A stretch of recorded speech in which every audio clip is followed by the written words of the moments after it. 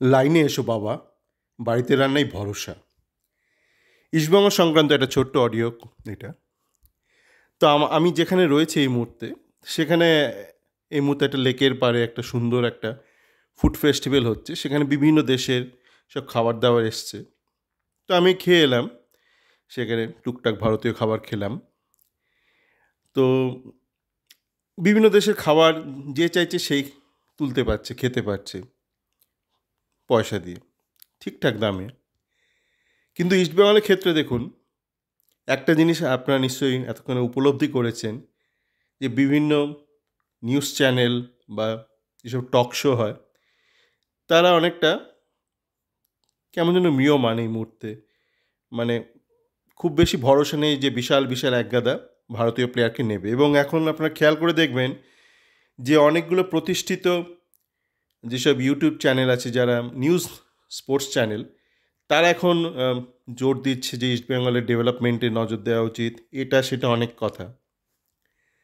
তো মূল কারণটা কিন্তু আমি আগেই বলেছিলাম, অনেক আগেই বলেছিলাম, যে কেন কেন আপনি চাইলেই বিশাল বিশাল একগাদা প্লেয়ার আনতে পারবেন না। কারণটা আপনাকে আগে বুঝতে হবে। ইমামি কত বাজেট করবে জানি না, সেখানে আপনার লোহিয়ার টাকা, আপনার রাহুল টোরির টাকা যোগ করলেও কত হবে জানি না। সেই টাকার পরিমাণ অবশ্যই এটা আমরা অনুমান করতে পারি যে সুপার জায়েন্টের থেকে কমই হবে, অল্প হলেও কমই হবে। কিন্তু ঘটনা হলো, যেটা আমি আগেও বলেছি, বারংবার বলেছি, যে এই সম্মিলিত বাজেটের পরিমাণ যদি সুপার জায়েন্টের বাজেটের দ্বিগুণও হয়, মানে ওদের ধরুন 100 কোটি, আমাদের 200 কোটি হলো, তাহলেও আপনি পাবেন না। তার কারণটা ওই rolling contract, rolling long term contract, ভালো ভালো প্লেয়াররা সব লকড রয়েছে। এখন ইসমাইল তাও চেষ্টা করছে আপুইয়া বা কাউকে একজনকে আনা যায় কি না, দেখা যাক কী হয়। কিন্তু ঘটনা হচ্ছে, ওই মানে খুব মেরে কেটে আপনি একটা বা দুটো ভালো প্লেয়ারকে আনতে পারবেন। কার কী পরিস্থিতি হয় কোন ক্লাবের সেই মরশুমে, যে বাধ্য হলো একটা ভালো প্লেয়ারকে ছেড়ে দিতে ট্রান্সফার ফির বিনিময়, সেরকম খুব বেশি হবে না। তো সেই জন্যই, যেটা খুব বেশি দরকার ছিল এবং যেখানে চূড়ান্ত ব্যর্থ হয়েছে ইস্টবেঙ্গলের ক্লাব কর্তারা, মূলত নিতুবাবু, যে এমন একজনকে কোচ করতে পারেনি যার ডেভেলপমেন্টে অভিজ্ঞতা আছে। তো আমরা ধরে নিচ্ছি যে কুয়াদ্রাত বাবু থাকবেন।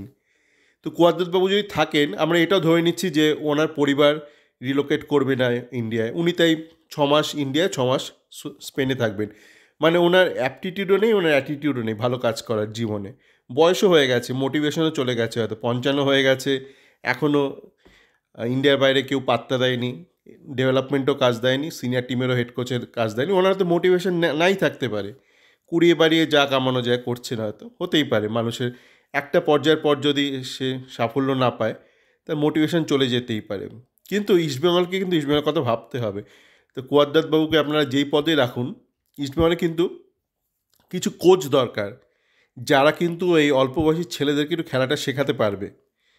এবং এরকম কোচের কিন্তু বিশাল অর্থ, মানে বিশাল তাদের আর্থিক দাবিও নয়। মানে আপনি যদি ধরুন স্পেন থেকে আনলেন বা বেলজিয়াম থেকে, আপনার প্রচুর ওখানে এই ধরনের কোচ যারা ইউথ ডেভেলপমেন্টে কাজ করে প্রচুর আছে, এবং তাদের একগাদা খরচও নয়। আপনি ধরুন যে অর্থ দিয়ে একজন আপুইয়েকে আনবেন, সেরকম অর্থে হয়তো আপনি 3-4টে হয়তো এই ধরনের কোচকে আনতে পারলেন। এনে তাদেরকে আপনাকে কাজে লাগাতে হবে। আপনার আন্ডার 17 টিম, আপনার রিজার্ভ টিম, আপনার RFDL স্কোয়াড, এই প্রত্যেকের জন্য লাগবে।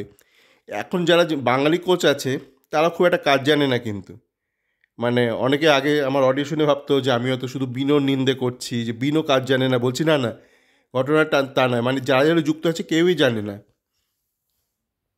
এবার আপনাকে এমন একটা কোচিং একটা পুল বানাতে হবে, সেখানে শুরুতে আপনাকে এরকম বাইরে থেকে কোচ নিয়ে আসতে হবে, এবং তার সাথে সাথে আপনাকে আপনার হোমগ্রোন কোচকেও তৈরি করতে হবে।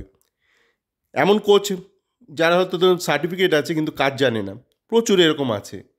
দেখবেন রবীন্দ্রভারতী থেকে অনেক মেয়ে আছে, গান ফান শিখে এসছে, মাস্টার্স, মা অবধি লাগাতে পারবেন, গলাটা লাগাতে পারবেন না। সাটা পারলেও রেতে গিয়ে আটকে গিয়ে গাতে গিয়ে পড়ে যাবে, গড়িয়ে পড়ে যাবে, মা অবধি পৌঁছাবে না। তো এরকম প্রচুর সার্টিফিকেটওয়ালা কোচ আছে, বাঙালি কোচও আছে।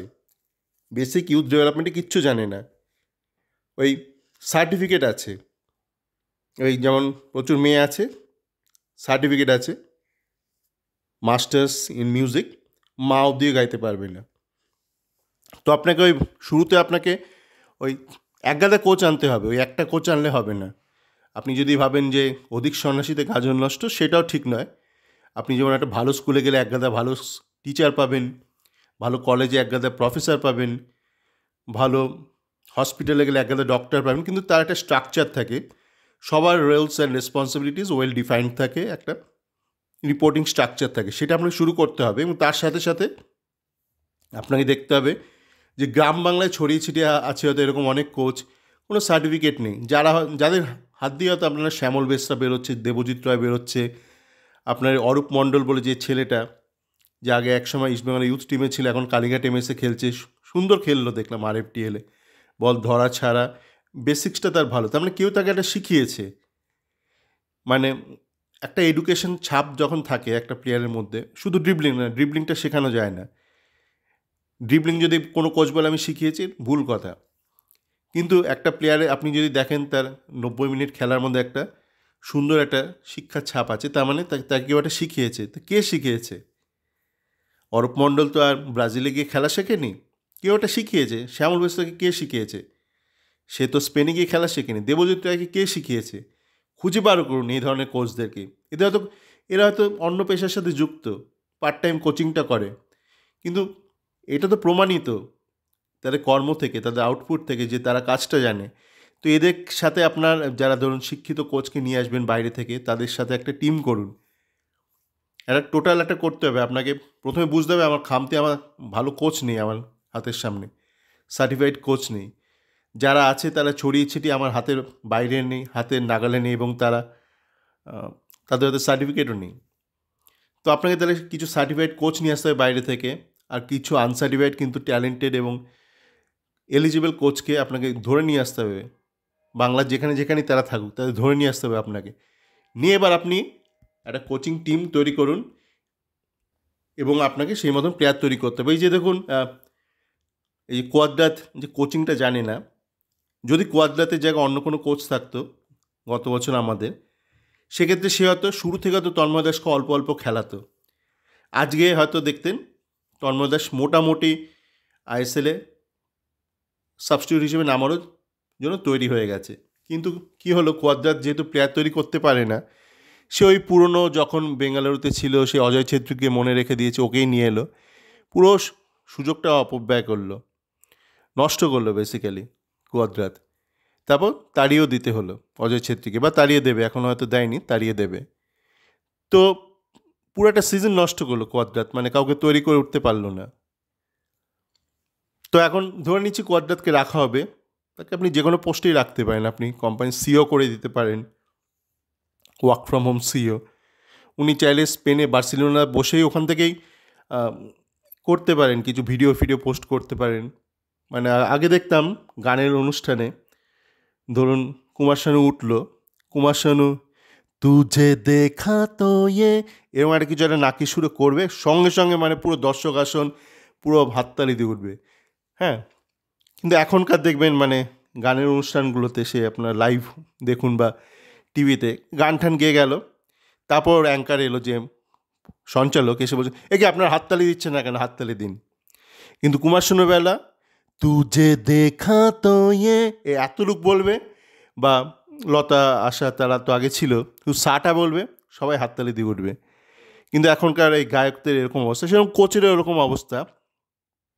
ভালো টিম যদি ভালো খেলে, সব দর্শক উঠে নাচানাচি করে ম্যাচ শেষে, ম্যাচ চলাকালীন, প্রত্যেকটা। কিন্তু এখন কোচকে কী করতে হচ্ছে, খেলা শেষে গিয়ে ওই ইন্সপায়ার করতে হচ্ছে দর্শকদেরকে, হাত ফাত নেড়ে ঠেড়ে আন্দোলন, মানে নাচানাচি করো, হাততালি দাও, আমাদের হাততালি দাও। তো এই হচ্ছে কোচের কাজ এখন। কোচ যদি ভালো কাজ করে না, তাহলে ওসব করতে লাগে না, গিয়ে বলতে হয় না দর্শককে, এই তোমরা আমার জন্য একটুখানি করতালি দাও জোরে। যাকে তো দেখা যাক কি হয়। তো এটুকুই আপাতত বলার ছিল, দেখা যাক কী হয়। সকলে ভালো থাকবেন।